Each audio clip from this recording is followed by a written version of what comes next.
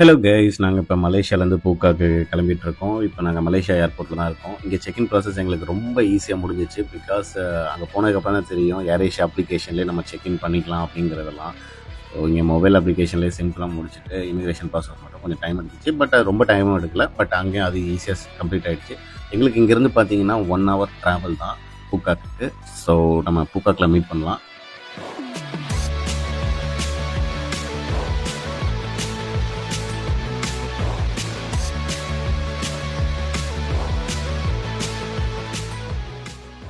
Finally நாங்கள் பூக்காக் reach பண்ணிட்டோம். பூக்காக் பொறுத்த வரைக்கும் வீசாவில் உங்களுக்கு கன்ஃபியூஷனாக வேணாம். இப்போ நீங்கள் வியட்நாமுக்கு போயிட்டு, அதாவது வியட்நாமில் ஹோச்சிமின், ஹனாய் இந்த மாதிரி நிறைய சிட்டிஸ் இருக்குது.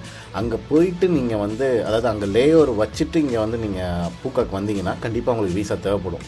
இங்கே இமிக்ரேஷன் எடுக்கும்போது உங்களுக்கு வீசா கேட்பாங்க. பட் இதுவே நீங்கள் சிங்கப்பூரில் லேஓவர், இல்லை மலேசியாவில் லேஓவர், இல்லை டேரெக்டாக நீங்கள் நம்ம இந்தியாவிலேருந்தே அங்கே டேரெக்டாக பூக்காக் போகிறீங்க அப்படிங்கிற பட்சத்தில் உங்களுக்கு வீசா தேவைப்படாது. ஸோ அதை தெளிவாக நீங்கள் புரிஞ்சுக்குங்க. டைரெக்டாக நம்ம எந்த ஒரு கண்ட்ரியிலேருந்தோ இல்லை நம்ம கண்ட்ரியிலேருந்தோ நீங்கள் பூக்காக்கு போகிறீங்க அப்படின்னா உங்களுக்கு வீசா தேவைப்படாது. பட் இதுவே நீங்கள் வியட்நாமில் ஏதாவது ஒரு கண்ட்ரியில் லேஓவர் ஆகிட்டு இங்கே வரீங்க பூக்காக்கு அப்படின்னா உங்களுக்கு கண்டிப்பாக வீசா தேவைப்படும். ஓகே, இமிக்ரேஷன் ப்ராசஸ் ரொம்ப டைம் எடுத்துச்சு. பிகாஸ் செம க்ரௌடு. நீங்கள் கொஞ்சம் ப்ரிப்பேர்டாக இருந்துக்குங்க. பயங்கர க்ரௌடாக இருந்துச்சு. அண்டு எங்களுக்கு ஐ திங்க் ஒரு 1.5 மணி நேரம் ஆயிடுச்சுன்னு நினைக்கிறேன் அந்த ப்ராசஸை கம்ப்ளீட் பண்ணி வெளியில் வர்றதுக்கு.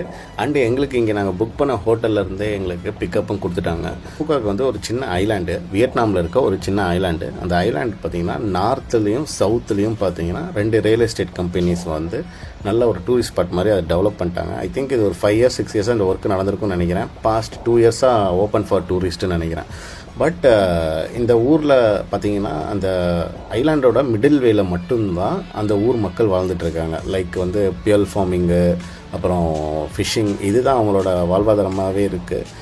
அப்பார்ட் ஃப்ரம் தட் இந்த நார்த்தில் பார்த்தீங்கன்னா வின்பியல் அப்படிங்கிற ஒரு ரியல் எஸ்டேட் கம்பெனி, அண்டு சவுத்தில் பார்த்தீங்கன்னா சன் வேர்ல்ட் அப்படிங்கிற ஒரு ரியல் எஸ்டேட் கம்பெனியும் டெவலப் பண்ணி அங்கே நல்ல தீம் பார்க்ஸு அந்த மாதிரிலாம் செட்டப் ரெடி பண்ணி ஸ்டே பண்ணுறதுக்கு நிறைய வீடு கட்டி கொடுத்துருக்காங்க.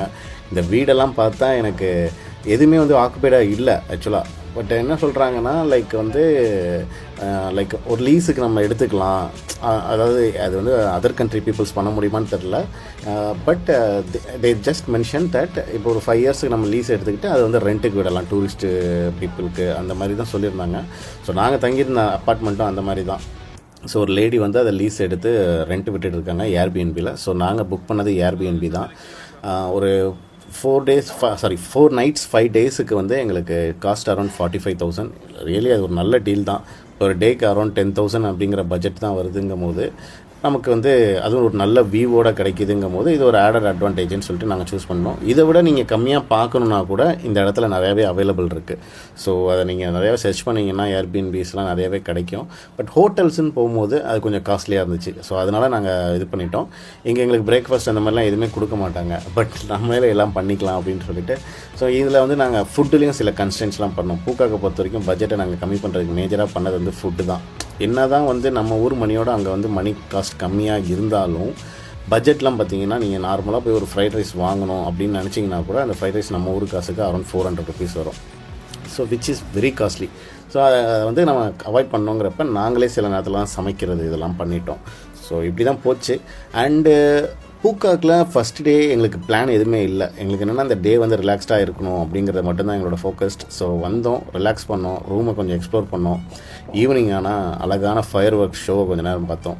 ஸோ இந்த பிரிட்ஜில் பார்த்தீங்கன்னா எப்போயுமே தினமும், அதாவது இயர்லி 365 daysம் உங்களுக்கு ஃபயர் ஒர்க் ஷோ நடக்கும். விச் இஸ் கின்னஸ் வேர்ல்ட் ரெக்கார்டுன்னு சொல்கிறாங்க. I don't know how for it's true. But பார்க்க அவ்வளோ அழகாக இருந்துச்சு. நாங்கள் எல்லாமே நல்ல பால்கனி, பெரிய பால்கனியில் அழகாக உட்காந்துட்டு அந்த ஃபயர் ஒர்க்ஸ் என்ஜாய் பண்ணோம். நீங்களும் பாருங்கள் அந்த ஃபயர் ஒர்க்ஸ் எவ்வளோ அழகாக இருக்குது அப்படின்னு.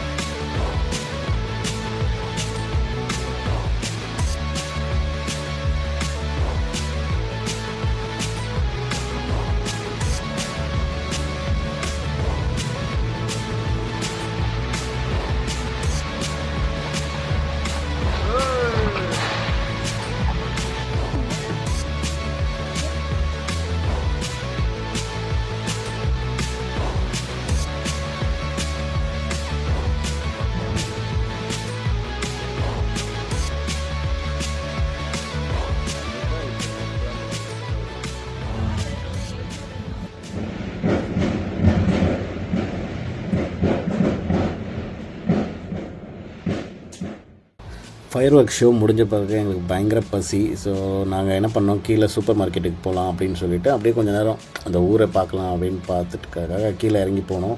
பட் டைமிங் என்னன்னு பார்த்தீங்கன்னா மணி 11:30 மணி. பட் அங்கே அப்படி இருக்கிற மாதிரியே இல்லை.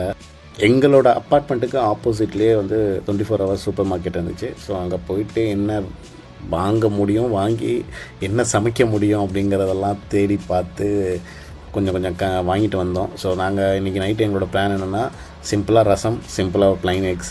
ஸோ இன்னொரு சிம்பிளாக இன்றைக்கி டின்னரை முடிச்சிடலாம் அப்படிங்கிறது தான் எங்களோட ஐடியா. நாளைக்கு விண்ட் சஃபாரியில் மீட் பண்ணலாம். விண்ட் சஃபாரிங்கிறது ஒரு பெரிய பிளேஸு, பார்க்கக்கூடிய விஷயங்கள் நிறையா இருக்குது. நெக்ஸ்ட் வீடியோவில் பார்க்கலாம்.